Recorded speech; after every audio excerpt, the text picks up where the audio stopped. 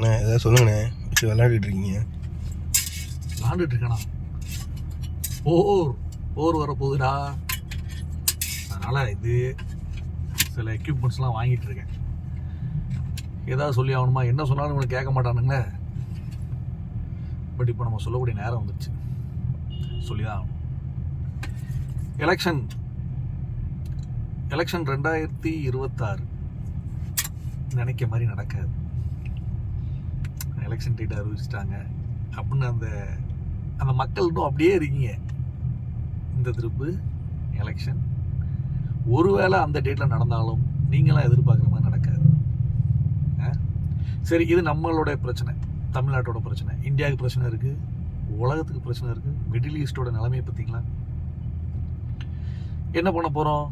நம்ம எதுவும் பண்ண மாட்டோம். நம்ம வழக்கமான சாப்பிடுவோம், தூங்குவோம், எந்திரிப்போம் இல்லையா? அவன் பிரச்சனை.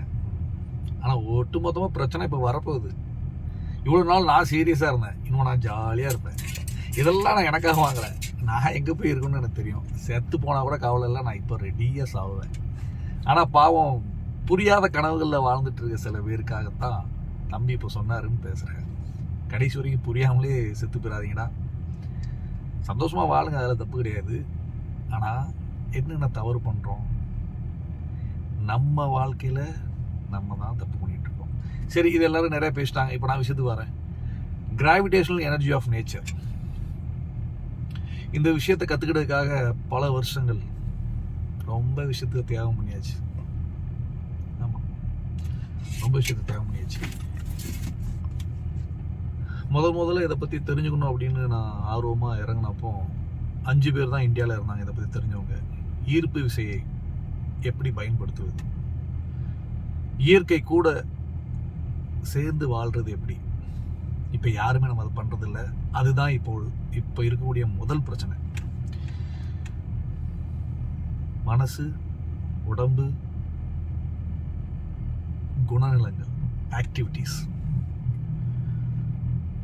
இங்கே நல்ல பிஸ்னஸ் பண்ண முடியாது, நல்ல ஃபேமிலியை நம்ம ரன் பண்ண முடியாது, பொது நல சேவை எதுவும் நம்ம செய்ய முடியாது. இதெல்லாம் ஏன் முடியலை? நல்ல ஆட்சி செஞ்சவங்க நிரந்தரமாக ஆட்சியில் வைக்க முடியலை. நம்மளே சேர்ந்து அவங்கள அந்த தோற்கடிச்சு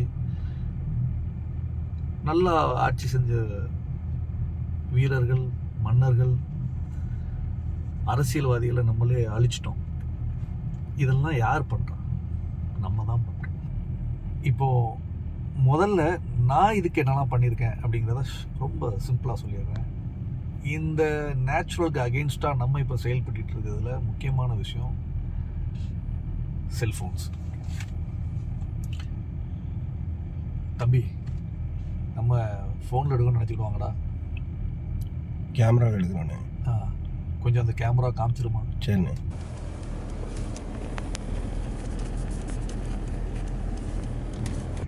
என்னப்பா கட் பண்ணிட்டே ஓடிட்டுருக்கா? ஓடிட்டுருக்குண்ணே. சரி, ஓடிட்டுருக்கா. இப்போ இந்த கிராவிடேஷனல் எனர்ஜி ஆஃப் நேச்சர் இதை பயன்படுத்தி தான் பல நாடுகளில் பல விஷயங்கள் பண்ணிகிட்ருக்காங்க. அதை எப்படி முறையாக பண்ணணும் அப்படிங்கிறத பற்றி தான் ஒரு ரிசர்ச் ரொம்ப காலமாக பண்ணிகிட்டு இருந்தோம். யாருக்கும் சொல்லலை. இதை பற்றி முக்கியமாக தெரிஞ்சவங்க இந்தியாவில் ஒரு 5 பேர் இருந்தாங்க. நான் இதை கற்றுக்கிட ஆரம்பிக்கும்போது அதில் 3 பேர் இல்லை. 2 பேரில் ஒருத்தர் கோயம்புத்தூர் சென்ட்ரல் ஜெயிலில் இருந்தார். இப்போ அவரும் உயிரோடு இல்லை. அதாவது ஆட்டம், புரோட்டான், நியூட்ரான், எலக்ட்ரான். புரோட்டான்ஸ் எப்படி செயல்படுது, இதை பற்றி நிறையா பேசிகிட்டே இருக்கணும். ஆனால் அதுக்கு இப்போ நேரம் இல்லை. சரி, என்ன பண்ணணும் அப்படின்னு நான் சொல்லிடுறேன். தமிழ்நாட்டில் 3 இடத்துல பிளான்டேஷன், ஒரு தளம், 3 இடத்துலையும் ஒவ்வொரு தளம், அதாவது 3 தளம் ரெடி பண்ணியே ஆகணும். இது ஒரு பாதுகாப்பு. அது மட்டும் இல்லாமல் எல்லா விஷயத்துலையும் சேஞ்சஸ். மக்களுடைய மனநிலை, ஆரோக்கியம், நேச்சுரல் சயின்ஸ். இம்மீடியட்டாக இதை ஆரம்பிச்சு ஆகணும். இதை நான் ரூலிங் பார்ட்டி, சென்ட்ரல் கவர்மெண்ட் எல்லாத்தையும் நான் தமிழ்நாட்டில் மூவ் பண்ணிட்டேன். சப்போர்ட் பண்ணது பாண்டிச்சேரி கவர்மெண்ட் மட்டும்தான்.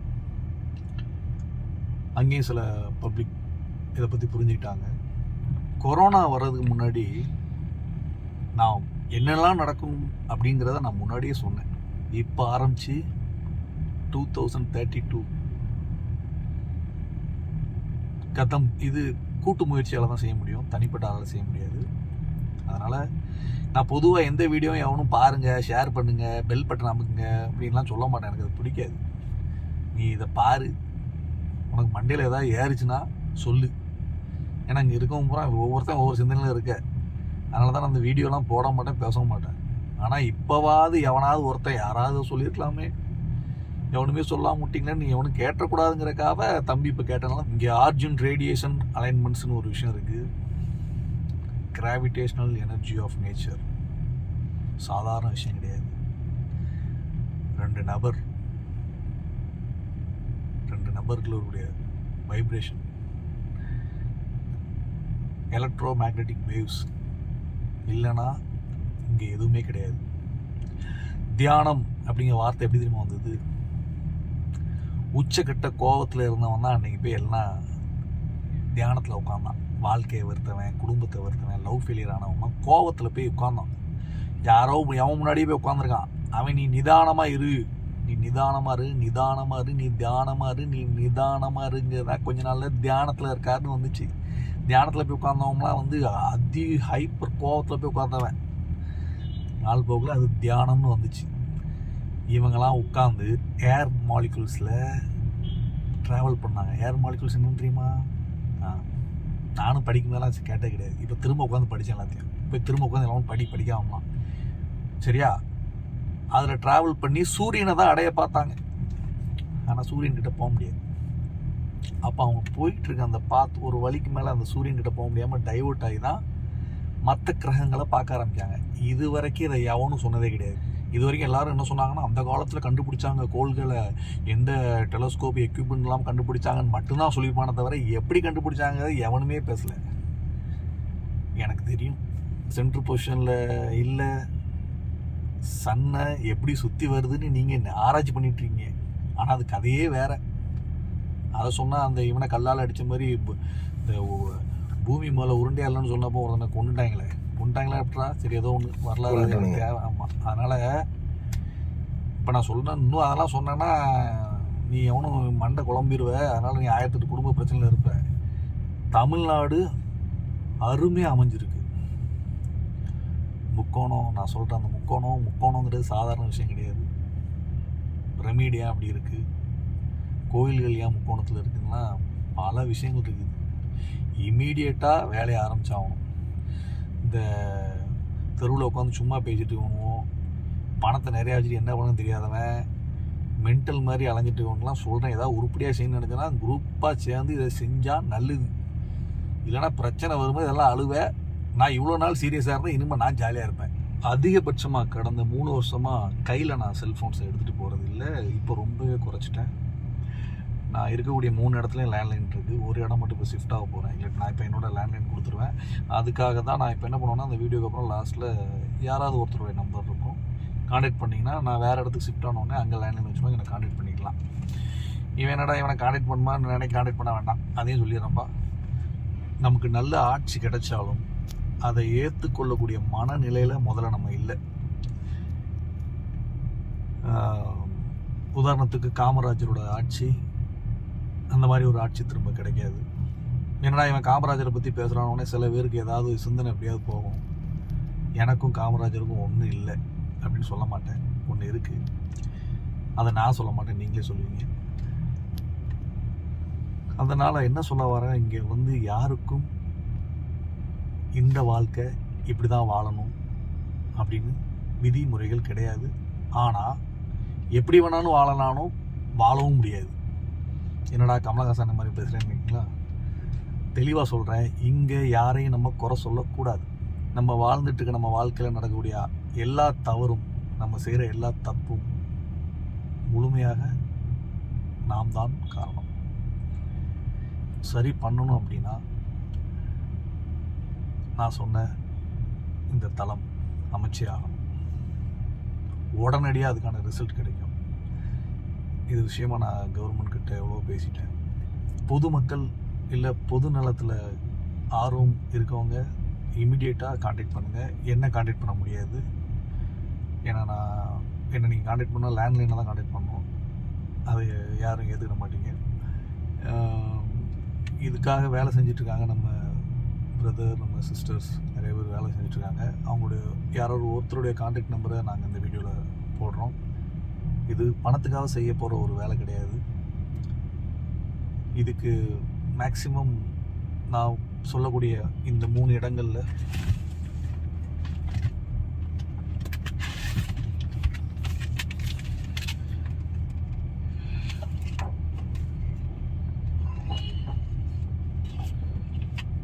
தமிழ்நாட்டில் இருக்கக்கூடிய இந்த 3 பிளேசஸில் 2 ஏக்கர் 2 ஏக்கர் 2 ஏக்கர் இடம் தேவைப்படும். எப்படி பண்ணணும் அப்படிங்கிற டீட்டெயில்ஸ் எல்லாம் நம்மக்கிட்ட இருக்குது. செஞ்சால் நல்லது. இல்லைப்பா எங்களுக்கு இதெல்லாம் தேவையில்லை, நாங்கள் அப்படியே வாழ்ந்துக்கிறோம் அப்படின்னு சொல்கிறவங்க தாராளமாக வாழ்ந்துக்கலாம். பொதுவாக இதை பற்றி வெளியே சொல்கிறதே இல்லை. எங்ககிட்ட வந்து கேட்குறவங்க என்ன பண்ணிகிட்ருக்கீங்க ஏது பண்ணுறீங்கன்னு கேட்குறவங்க மட்டும்தான் இந்த 6 மாதமாக இதை சொல்ல ஆரம்பிச்சிருக்கேன். அதில் நிறைய பேர் பெனிஃபிட் ஆகிருக்காங்க.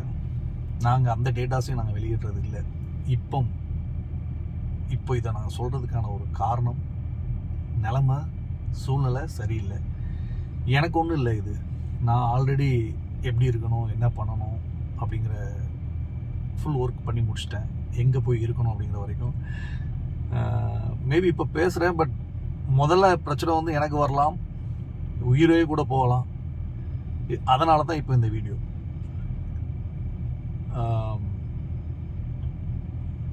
இதுதான் வாழ்க்கை, நம்ம பசங்க நம்ம பொண்ணுங்க இப்படி தான் வாழணும், எல்லாம் கரெக்ட். ஆனால் இங்கே ஒரு சாதாரண மனுஷனாகவும் வாழ முடியாது, ஒரு நல்ல டாக்டராகவும் வாழ முடியாது, ஒரு நல்ல போலீஸ் ஆஃபீஸராக வாழ முடியாது, ஒரு நல்ல கலெக்டராக வாழ முடியாது, நல்ல அட்வொகேட்டாக வாழ முடியாது. அப்போ எதுக்கு நம்மெல்லாம் படிக்கணும், என்ன பண்ணணும்? இதை பல திரைப்படங்களில் எல்லாத்துலேயும் சொல்லிட்டாங்க. புதுசாக நான் ஒன்றும் சொல்ல போகிறதில்ல. நான் சொல்ல போகிறது சொல்யூஷன். நான் சொல்கிற விஷயத்தை செஞ்சால் மனப்பக்குவம் எல்லாம் மாறும், இயற்கை சூழல் மாறும். கிராவிடேஷனல் எனர்ஜி மாறிச்சு. ஆல்ரெடி 14 நாள் ஆச்சு. ஜாதகம் ஜோசியம் எல்லாம் இனிமேல் வேலை செய்யாது. Universal change. There was a different kind of changes in universe. Already it was happened before 14 days. இதுக்கு அப்புறம் அஸ்ட்ராலஜி கரெக்டாக ஒர்க் பண்ணாது. இங்கே திரும்ப கர்த்தர் வருவார், இல்லை அல்லாஹ் வருவார், இல்லை முருகர் வருவாருன்னா முருகர் வரமாட்டார். போன திருப்பி அவர் வந்து நீங்கள் ஒன்றும் கிழிக்கலை. கர்த்தர் வந்துட்டார், அல்லாவும் வந்தாச்சு. வேறு மாடலில் வந்திருக்காங்க. ஏன் வேறு மாடல் அப்படின்னா, முதல்ல அவங்க வந்து நியாயமாக அவங்களுக்கு சொன்னாங்க, அப்போ கேட்கல. அப்போ வந்து 20% மக்கள் வந்து தவறான வழியில் இருந்தாங்க, 80% மக்கள் கரெக்டாக இருந்தாங்க. இப்போ அப்படியே ஆப்போசிட்டாக 2% மக்கள் மட்டும்தான் நல்லவங்களாக இருக்காங்க. 98%. இப்போ அவங்க எடுத்து வந்திருக்க இந்த திருப்பு அவங்க வந்திருக்கக்கூடிய அந்த பிறவி வந்து பார்த்தீங்கன்னா ஹண்டிங். திருப்பி ஜீசஸ் வேற மாதிரி வந்திருக்காரு, அல்லாவும் வேற மாதிரி வந்துட்டாரு, முருகர் வரமாட்டார், அவருக்கு வேற வேலை இருக்கு. ஏன்னா நீங்கள் திருந்த மாட்டீங்கன்னு அவருக்கு தெரியும். ஸோ மக்களே, இதை பற்றி இன்னும் டீட்டெயிலாக பேசணும் அப்படின்னா நம்பரை நாங்கள் அப்டேட் பண்ணுறோம். அவங்கள்ட்ட சொன்னீங்கன்னா அவங்க எனக்கு லேண்ட்லைன் கூப்பிட்டு சொல்லுவாங்க. அதுக்கப்புறம் நான் அவங்கள நேரில் சந்திக்கிறேன்.